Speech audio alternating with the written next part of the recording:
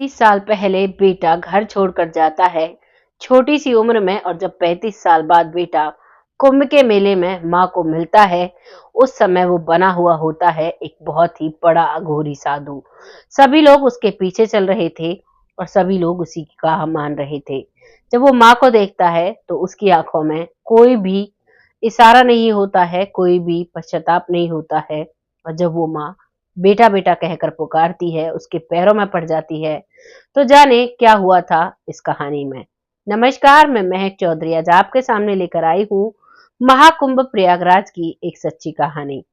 कहानी शुरू करने से पहले आप सभी से वही प्यारी सी रिक्वेस्ट, जो भी मेरे चैनल पर नया है इसे सब्सक्राइब करें, जिससे कि आने वाली हर वीडियो का नोटिफिकेशन आपके फोन पर आए। उसके लिए बेल आइकन को भी साथ साथ दबाएं। तो शुरू करते हैं आज की कहानी। आज की कहानी शुरू होती है बनारस से।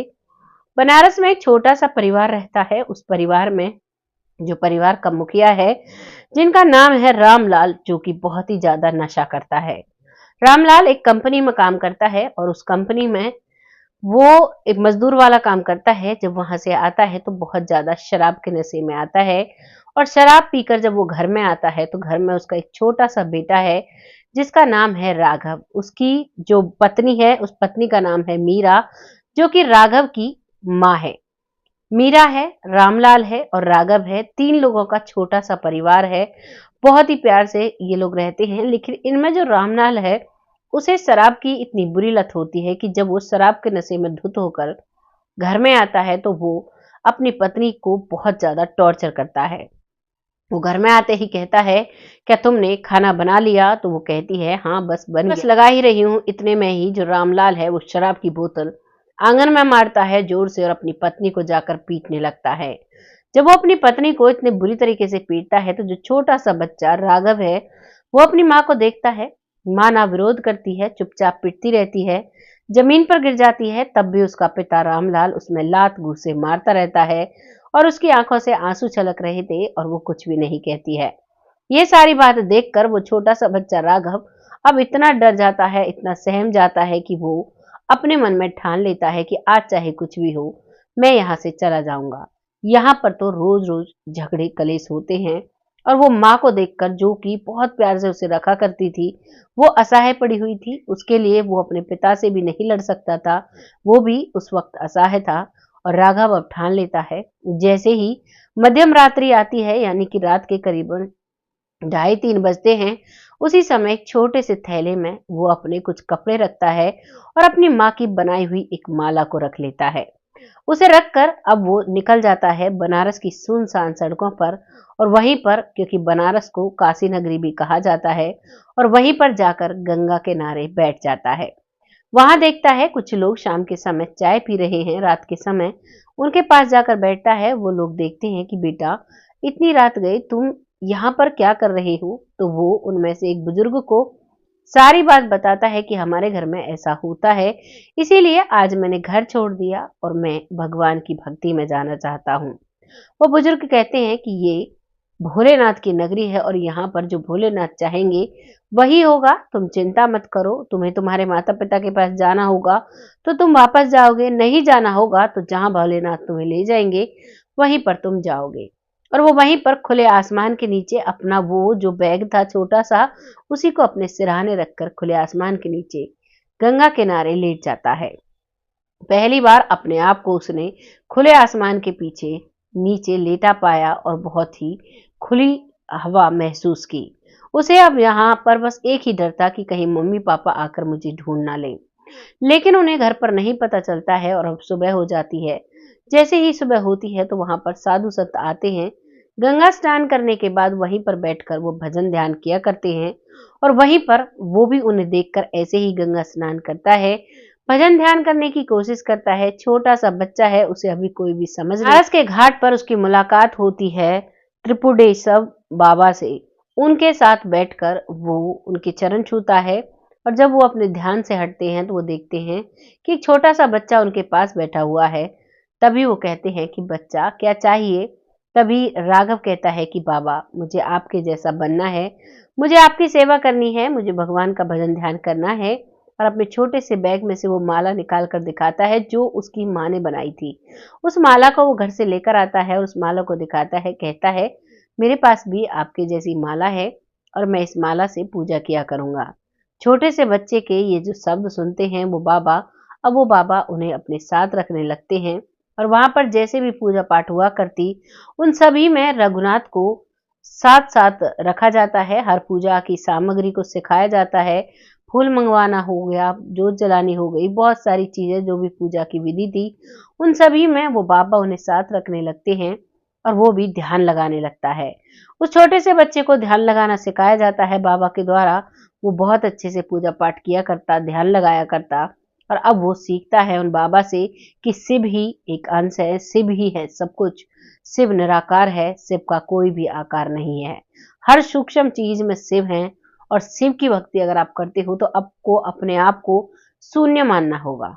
आपको मानना होगा कि हमारा कोई वजूद नहीं है, हम कुछ भी नहीं हैं। अपने अंदर का घमंड, अपने अंदर की लालसा, अपने अंदर का लालच, अपने अंदर का अहंकार, हर चीज को आपको त्यागना होगा और तभी आपको शिव की प्राप्ति हो सकती है।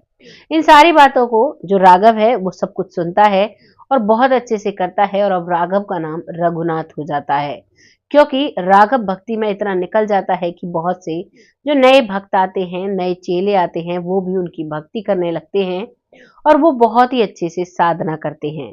अब राघव धीरे धीरे इतनी भक्ति करते हैं कि वो अघोरी राघव बन जाते हैं और जो ऋषियों का काफिला था उनके साथ चलता है। जितने भी अघोरी बाबा होते हैं वो सभी उन्हें मानने लगते हैं, क्योंकि वो अपनी गुरु की शिक्षा को बहुत अच्छे से मानते हैं और उनके दिए हुए सारे ज्ञान को अपने जीवन में अप्लाई करते हैं। इस सारी प्रक्रिया को लगभग 35 साल गुजर जाते हैं और 35 साल तक वो जो माँ है मीरा, वो अपने बेटे को सभी जगह खोजती रहती है। वो घर में भी उसे ताना मिलता, उसका पति कहा करता कि तुमसे एक बच्चा नहीं संभाला गया। आस पड़ोसन सभी उसे ताना दिया करती, कैसी माँ है, रात के अंधेरे में बेटा घर से निकल गया, इसने ध्यान तक नहीं दिया। इन्हीं सभी तानों के साथ ऊपर से मीरा की ममता, वो अपने बेटे को किसी भी हाल में पाना चाहती थी। बेटे को सभी जगह ढूंढती है, जो भी बाबा मिलते उन सभी से हाथ जोड़कर आशीर्वाद लिया करती और बस यही मनोकामना रखा करती कि मेरा बेटा घर से कहीं चला गया है, मेरा बेटा मुझे मिल जाए। गंगा में डेली स्नान किया करती, डेली गंगा माँ से अपने बेटे को मांगा करती और जो भी साधु बाबा वहां पर तप किया करते, वहां पर सुबह सुबह जो ध्यान लगाया करते, उन सभी से अपने बेटे के बारे में पूछा करती, क्या आपने मेरे बेटे को देखा है? लेकिन जो भी बाबा उसे मिलता वही कह देते कि तुम्हारा बेटा गंगा माँ की शरण में है, तुम चिंता मत करो, तुम्हारा बेटा तुम्हारे पास जरूर आएगा। ये सारी बातें सुनकर जो मीरा है वो अपने बेटे की आस नहीं छोड़ती है और 35 सालों तक लगातार मीरा अपने बेटे को ढूंढती है। तभी आ जाता है महाकुंभ 2025 का, जो कि 13 जनवरी से शुरू होता है और उसी में जो मीरा है उसकी ही एक पड़ोसन कुंभ नहाने के लिए आती है और वहां पर जब वो नहा कर जाती है तो वो वापस घर जाकर मीरा को बताती है कि मीरा, मैंने तेरे बेटे के जैसा एक अघोरी बाबा देखा था, मुझे लगता है वही राघव है। बस इतनी बात सुनती है मीरा और मीरा भी अपनी जमा पूंजी को लेकर आ जाती है कुंभ नगरी में और वहां पर आकर प्रयाग नगरी में आती है और वहां पर आकर अब अपने बेटे को ढूंढना शुरू करती है। जितने भी वहां पर बाबा थे उन सभी की शक्लों को बहुत अच्छे से देखती है और सभी में अपने बेटे को तलाशती है। लगभग 2 दिन उन्हें गुजर जाते हैं लेकिन उनका बेटा राघव कहीं भी नहीं मिलता है। तभी आगाज होता है कि मैया गंगा मैया में नहाने के लिए अघोरियों का एक टोल आ रहा है, उसमें सभी साइड हो जाएं और एक अनाउंसमेंट जो होती है वो होती है और बहुत तेजी से साधु आ रहे थे। उन्हीं में सबसे आगे जो व्यक्ति चल रहा था वो था राघवनाथ अघोरी। राघवनाथ अघोरी को देखकर जो मां ना चाहती थी कि ये बहुत बड़े एक तपेश्वरी बाबा हैं, मैं ऐसा नहीं बोलूं, लेकिन ना चाहते हुए भी उसके मुंह से शब्द निकलते हैं, बेटा राघव। जैसे ही वो ये शब्द निकालती है तो वो राघव इन शब्दों को सुनता है और उसे कहीं ना कहीं अपनी माँ की याद आती है। अब जैसे ही वो ठहरता है तो अब मीरा अपने आप को रोक नहीं पाती है, ना चाहते हुए भी वो सीधी जाती है और राघवनाथ के पैरों में पड़ जाती है, कहती है, बाबा मेरा बेटा मुझे लौटा दो। तुम ही राघव हो ना बेटा, मेरे पास आ जाओ। जैसे ही माँ के शब्द सुनता है राघवनाथ अघोरी, तो बड़े गौर से वो माँ को देखने लगता है और उसे वो बचपन की सारी बातें याद आने लगती हैं। उसे वो ममता का प्यार सब कुछ याद आने लगता है और वो चाहता है कि वो अपनी माँ के साथ रहे। लेकिन जो रास्ता उसने चुना है, उसमें वो माँ के पास नहीं जा सकता था। तभी माँ कहती है कि बेटा, या तो मेरे साथ चलो और या फिर मुझे अपने साथ रख लो। मैं तुम्हारे बिना नहीं रह सकती। जैसे ही माँ ये प्रस्ताव रखती है कि बेटा, या तो मुझे अपने साथ रख लो, तो जो राघवनाथ अघोरी हैं वो इस बात को मान जाते हैं, क्योंकि उन्होंने जो दीक्षा ली थी उसमें साफ बताया गया था कि जब तक जो तुम्हारे चाहने वाले हैं, जैसे माता पिता हैं, वो अगर आपसे मोह नहीं त्याग पाते हैं, वो आपको अपना मानते हैं, तो जब तक आप जियोगे आपको उनकी सेवा सुरक्षा करनी होगी और सेवा के साथ साथ अपनी पूजा करोगे तो आपको फल बहुत जल्दी प्राप्ति होगा। अगर आपके माता पिता आपके लिए तरसते हैं और आप पूजा अनुष्ठान में लगे रहते हो, तो उसमें आपकी पूजा नहीं लगेगी।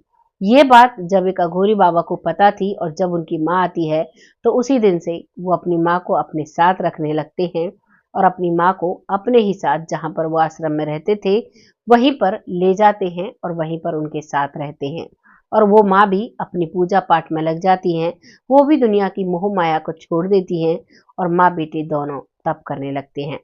ये है कहानी एक परिवार की, जिस परिवार में इस तरीके से चमत्कार होता है। 35 साल पहले घर से गया बेटा वापस मिल जाता है महाकुंभ में। वाकई में महाकुंभ महाकुंभ है। इसमें बहुत से लोग बिछड़े और बहुत से बिछड़े हुए लोग मिलते हैं। बहुत सी कहानियां हम इसकी लेकर आए हैं। ये जो प्रयागराज में महाकुंभ चला हुआ है, इसमें वाकई में बहुत अजीब अतरंगी चीजें हो रही हैं। बहुत बिछड़े हुए मिल रहे हैं, बहुत मिले हुए बिछड़ रहे हैं। आपको जो भी लगा है अपनी राय कमेंट बॉक्स में लिखिएगा। क्या उन माँ को उनके साथ पूजा पाठ करना चाहिए या अघोरी बाबा को वापस घर लाना चाहिए? जो भी आपको सही लग रहा है अपनी राय लिखिएगा। बहुत जल्द ऐसी ही कहानी के साथ आती हूँ। तब तक खुश रहें, आबाद रहें, अपना और अपने परिवार वालों का ख्याल रखें। जय हिंद, जय भारत।